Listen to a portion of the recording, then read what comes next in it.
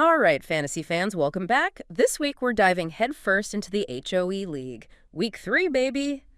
And let me tell you, things are getting spicy. Spicy is an understatement. We're talking rivalries, we're talking upsets. Oh, and we cannot forget about the trash talk. Buckets of it. Right. But we're here to break it all down. We've gone through the matchups, we've got the player lists, and we've been monitoring the, shall we say, more colorful league chat. You mean the one where Raja declared himself the fantasy football god? That one, yes. Though, to be fair, the man does have a knack for this. He's got, like, the Midas touch when it comes to fantasy, right? The GOAT, you called him. Yeah, he seems to have a knack for this, that's for sure. Going up against Lauren, your commissioner, who you said might be a little better at organizing the league than actually winning. But let's move on. You mentioned someone named Nick, who's, well, you called him shady. What's his deal?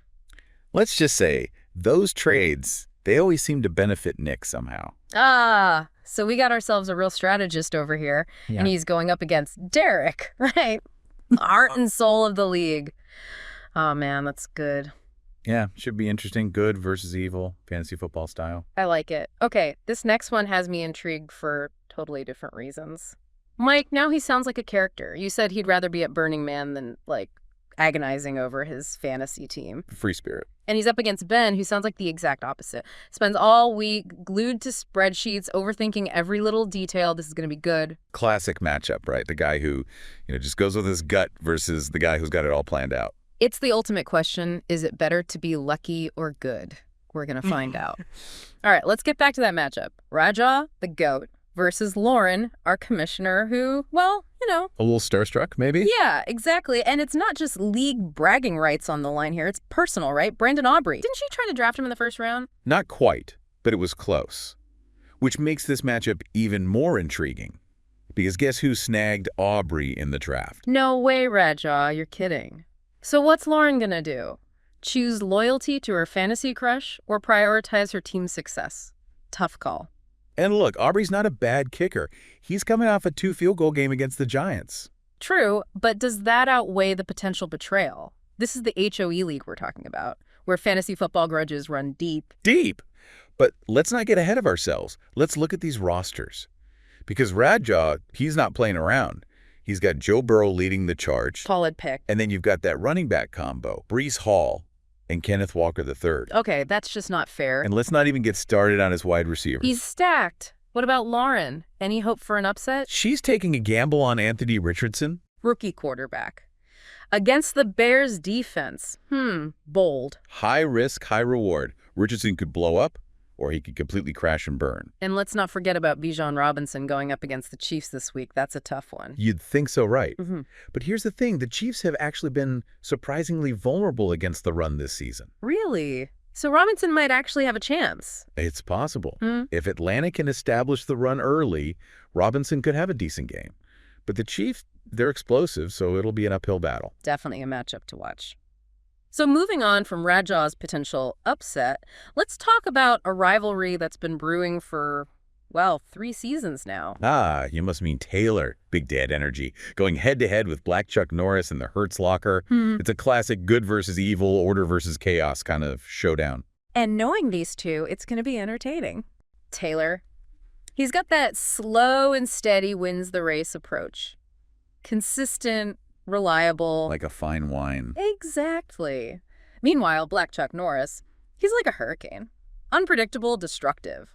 But sometimes those hurricanes, they bring the points. True enough. So what are these two unleashing on each other this week? Give me the rundown. Well, Taylor's rolling with Geno Smith at quarterback. Interesting. Not the flashiest pick, but Smith has been known to put up some numbers. He can. What about Black Chuck Norris? Is he sticking with his namesake, Jalen Hurts? Oh, you bet he is. And this could be huge for him. Hurts has been on fire lately.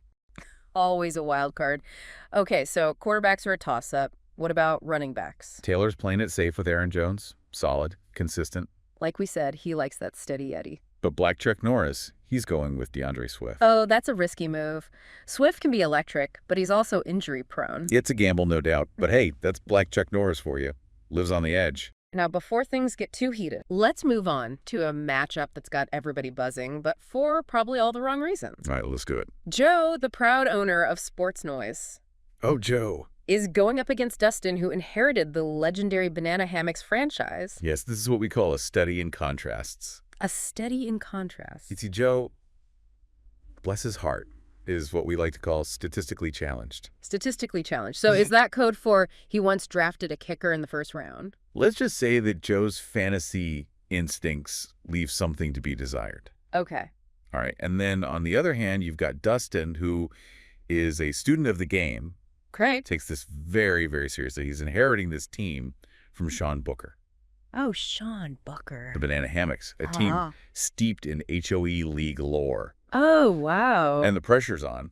Sean Booker now, that's a name that haunts my dreams. So can Dustin live up to the legend, or will Joe's unique strategies somehow prevail?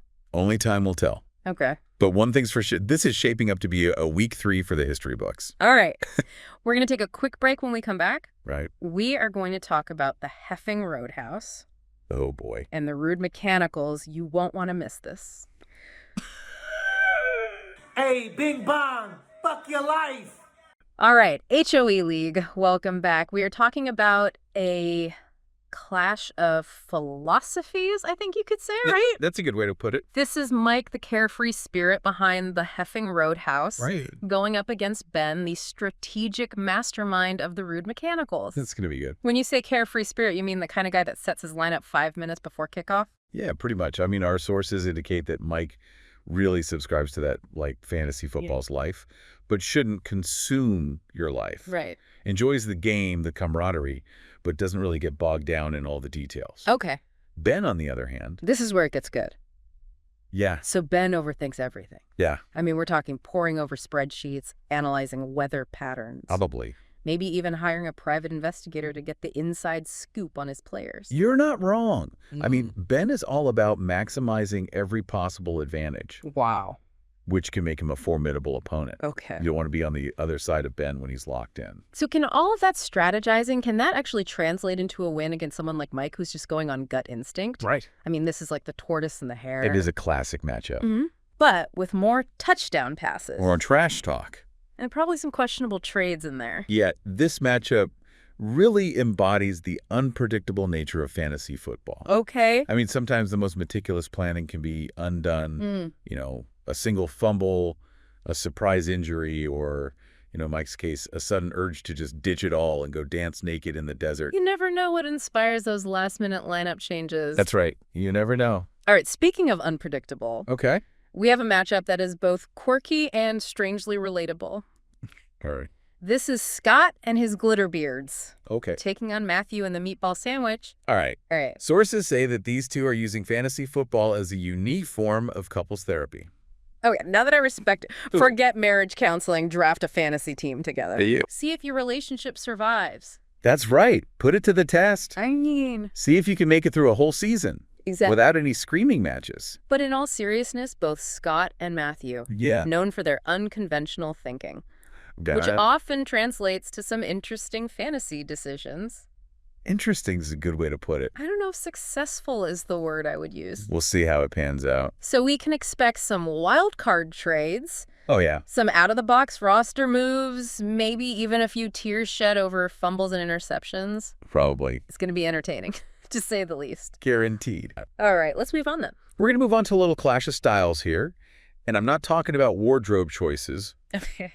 although with some of these team names, I don't know. Right. We have Nick, the mastermind, Yeah. behind Thunderous Mediocrity, Okay. going head-to-head with Derek, Oh, Derek. the ever-sportsmanlike Yes. owner of Iron Mason. Yeah, this is where the HOE League gets really interesting. Okay. Right. So Nick's reputation precedes him a little bit. Okay. He's known for playing the waiver wire like a fiddle, Interesting.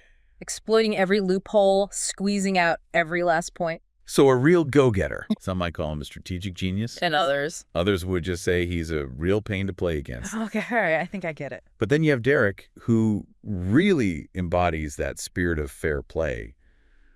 Drafts a good team every year, makes smart trades. Okay. Always keeps it classy. So it's like good versus evil, A little bit. light versus dark, A little bit. thunderous whatever versus Iron Mason. Yeah. Are you following this? Yeah. It's a lot. I think I am. But it would be really interesting to see if Nick can kind of keep this going, you know? Yeah. Can he keep this momentum of victory? Can he overcome Derek's more steady approach? Interesting. we'll see. Okay, now speaking of intense face-offs, We got one final matchup, one final matchup before we wrap up our pre-game analysis here. and it's a good one. This is a doozy. It is. This is HOE League. We like to save the best for last. That's right. Dane and his Los Angeles Danger going up against Chandler the Brains. Or maybe not. Or maybe not behind Whips F. Yeah, This is the matchup that has everyone scratching their heads. as they should. And for good reason. Dane, as you may recall, is Look at this. completely new to the world of fantasy football. Completely uneducated. New might be an understatement. Yeah. Rumor has it he thinks a quarterback sneak is some sort of secret handshake. Let's just say his knowledge of the game is evolving. Okay. Chandler, on the other hand, has basically delegated all of her fantasy football decision-making to her husband. Which, depending on how you look at it, is either brilliant Yeah.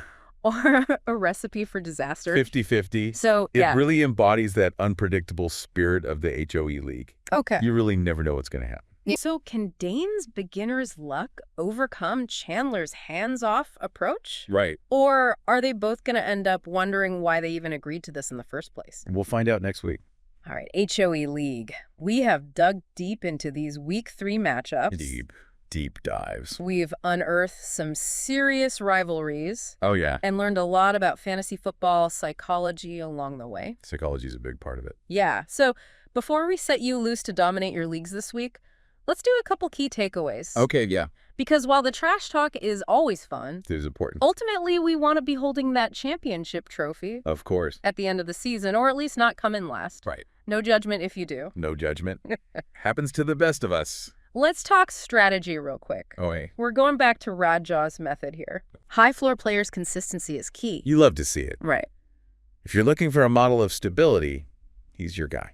But then there's Lauren, our wild card commissioner, That's right. who proves that sometimes taking a chance on a boom or bust player Could go either way. can pay off big It or could ruin your week. leave you empty inside. Exactly.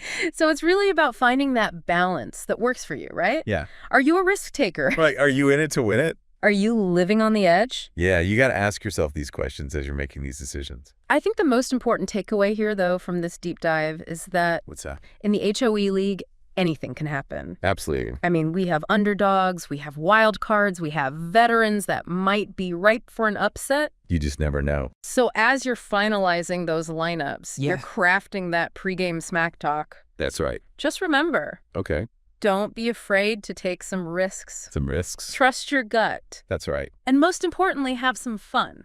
Most importantly, Because at the end of the day, what is it all about? it's all about the love of the game That's right. and a little bit of trash talk. It's fine. All right, HOE League, that is a wrap on this week's deep dive. Go forth, dominate your matchups. May the fantasy gods be ever in your favor. Good luck, everybody.